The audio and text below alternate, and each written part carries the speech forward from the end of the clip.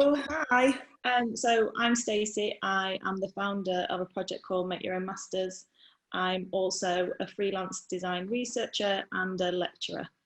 And Make Your Own Masters is a whirlwind that I started around 2 years ago when I found myself kind of unable to access postgraduate education. I built and kind of sourced a year of learning from industry, and since then I've rolled it out to 10 new learners. So it all started, I was a recent grad. I graduated from Kingston University on the graphic design course, and I was kind of interning, getting real kind of work experience. I was kind of working in like a commercial sense between kind of graphics and branding, and then I kind of dabbled in advertising as well. But I kind of realized that neither of those were for me. I kind of wanted to be in this middle bit that was a bit more experimental. I think so the obvious thing to do was to go and do an MA and kind of carry on learning and understand what that was all about. And then as I kind of started to get really serious about that and look into it and apply for courses, I realised quite quickly that the funding and the kind of financing model behind MA education is not the same as a BA, and it doesn't mean that anyone with a desire to learn gets to. If you can't afford it, then quite simply you don't go. But I dedicated that time to learning, and I kind of got to this point where I knew what I was doing wasn't right, so I had to do something.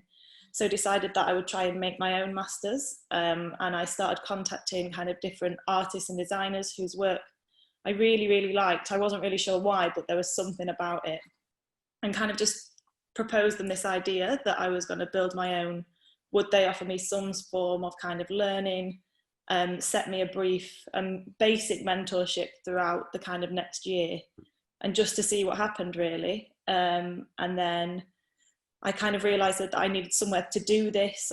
This kind of wasn't going to work from my bedroom, so I started approaching studios I'd worked at before, different spaces I'd been in, and kind of asked them if I could borrow a desk maybe 1 or 2 days a week. I rounded that little phase up as kind of professional squatting. I was kind of hidden out in all these different studios, and then eventually I was given kind of a long-term residency at Makerversity, which is like a makerspace underneath Somerset House, and that's where I kind of lived for the rest of the year. I think when I started this was a personal project, and it was just me trying to learn. But as kind of it went along and people started to hear about it, I think the reasons why I was doing it resonated with a lot of people, and not just kind of students and learners and people my age, but professionals and people that also kind of saw a value in taking that time for yourself to kind of learn and upskill. And as I kind of got towards the end and I was putting on a show at Somerset House, I genuinely thought no one would care. I thought they'd just be like, oh, that was nice. Did you have fun? And then it started to build a bit of press, and people were kind of maybe interested in the story or what happened next with it. And I was very tired afterwards, kind of ran away for a little bit, and then started to get emails and Instagram messages and kind of this response from so many people, kind of assuming it was a thing and being like, when is it happening again? How do I get involved? How do I start? And I had a long, hard think about what on earth I do next. And then I realised that I understood how much it helped me and how much I got out of it. And yes, it wasn't a real qualification, but there was so much that I learned, and I had such a better understanding of industry and self and all these kind of different things. And I felt confident if I could iron out a few of the issues that I could deliver this, and this could help and be a benefit for other people. So it was another decision that now I genuinely don't know how I kind of like had the guts to do it. But next thing I knew, there was kind of applications and there were people applying. And I now have a cohort of 11 learners that I'm kind of dragging through this same kind of pain that I went through.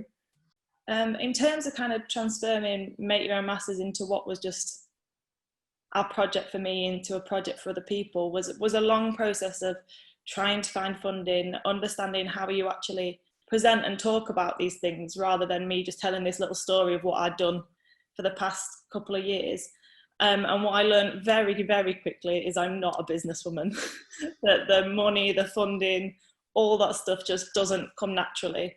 And it got to a month before I was about to start and there was no funding. And I was like, I just can't do it. I don't know what I'm supposed to do, but I've got these people, they're ready to go. I've kind of promised them so much so far. And then I kind of realized that it was a lack of money that made me start this whole thing in the first place. And I don't want it to be money to be the reason that it stops me. So I've kind of gone into it with nothing. It's become a very, very stressful hobby very quickly.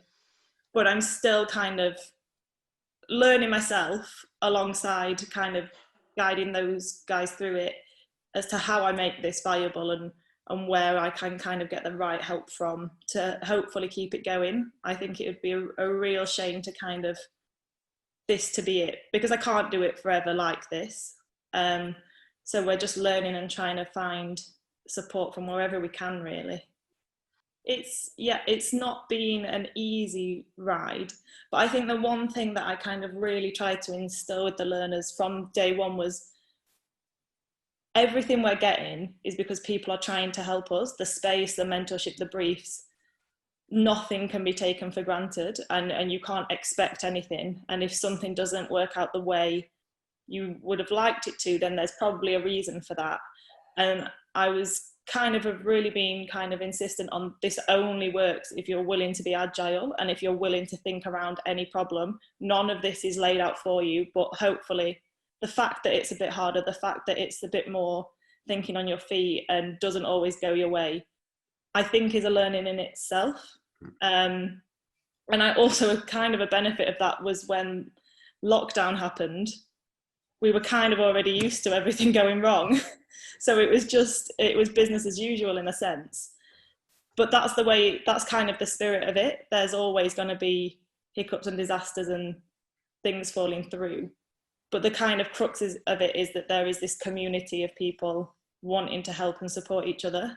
And there's not that much that can go wrong there, hopefully.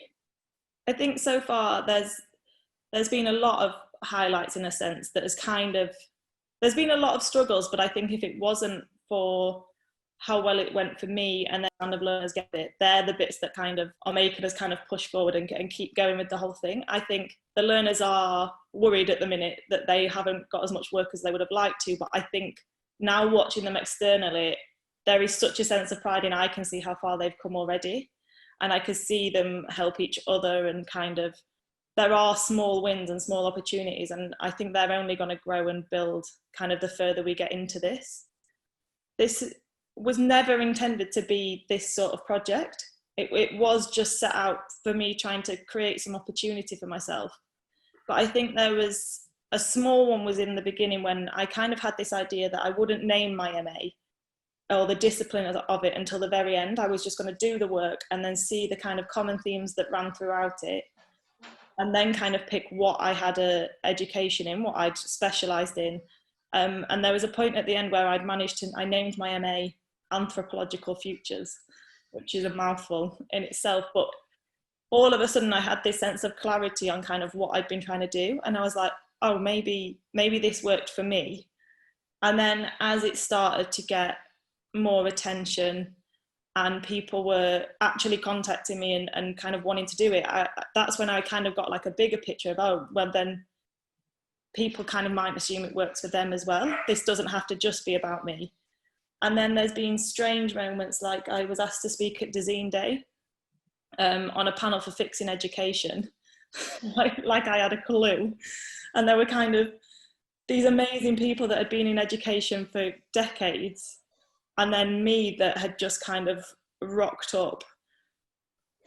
But it was kind of really, what was interesting at that point was I did have something to say, and I could make a point on that kind of platform. And that's when I realized that maybe I don't know what's working, but something is. And I have this opportunity to kind of push that further and share it a bit more. I decided to enter D&AD, I think, because I knew I'd never really thought of Make Your Own Masters as a project. I'd always thought of it just as almost just like a process, like a thing that I did.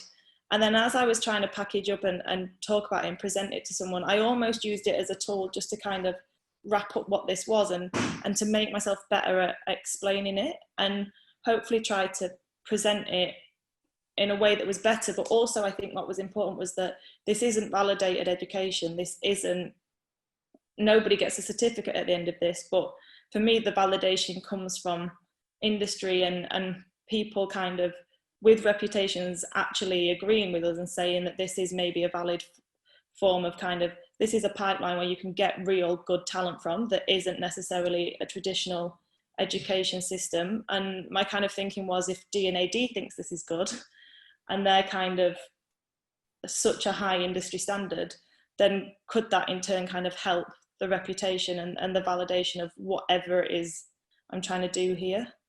And then, but yeah, no, not in my wildest dreams did I think I'd win. The pitch day was the oddest day. It was kind of, I was so nervous. It's really nervous being on your own in your own kitchen when there's no one kind of around you, but you're just really panicky. And then I did the pitch and we found out that there was only 2 pencil winners. And I was sat texting my friends being like, nah, 2 people have won, I'm out of this. And I don't even think I was listening that much because I believed that much that I hadn't won it. And I only realised that they'd said make your own masters when my mum started hysterically screaming in the corner. And there's this whole clip where everyone's kind of being quite professional and then my mum's like jumping about and going a bit mad. And it kind of, it was incredible. And then all of a sudden you kind of put your laptop down and you're still sat in the same kitchen. You're like, oh, what do I do now? I don't, like, it's 2 PM. Like, well, I'll get a drink anyway. But it was just such like a strange day. I think what happens next is always changing. I've kind of won a bit of support to help me kind of hopefully get some sort of structure around this, but I think we're going to need an awful lot more. I want to keep going with it how it is, and I think that the kind of possibilities of where this could go are in a sense endless. I think I've started tackling MA creative education, but I don't see any reason it can't go past those sort of disciplines, past that level of education, into maybe more of a workplace, into lower levels of education. I think the spirit of it, of just kind of helping and upskilling as a community, could go anywhere. And I really like the idea of keeping it as an experiment. It's not a business yet. It is this kind of just experimental thing that we're just kind of constantly finding our feet in and hoping that it continues in a sense.